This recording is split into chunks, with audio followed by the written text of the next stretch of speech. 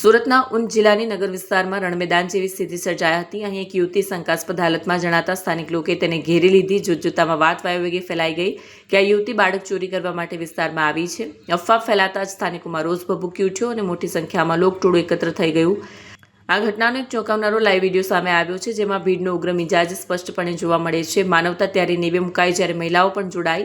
વિડીયોમાં જોઈ શકાય છે કે સ્થાનિક મહિલાઓ આ યુવતીને પકડીને બેરહેમીથી મારી રહી છે. એટલું જ નહીં, ત્યાં હાજર નાના બાળકો પણ હાથથી યુવતીને માર મારતા નજરે પડ્યા.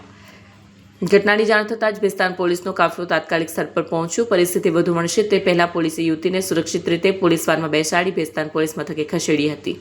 ભેસ્તાન પીઆઈ અલ્પેશ ગાબાણીએ આ મામલે તપાસ કરતા હકીકત કંઈ અલગ જ બહાર આવી. પોલીસને જાણવા મળ્યું કે જે યુવતીને લોકો બાળક ચોર સમજીને મારી રહ્યા હતા તે હકીકતમાં અત્યંત ગરીબ પરિવારની છે.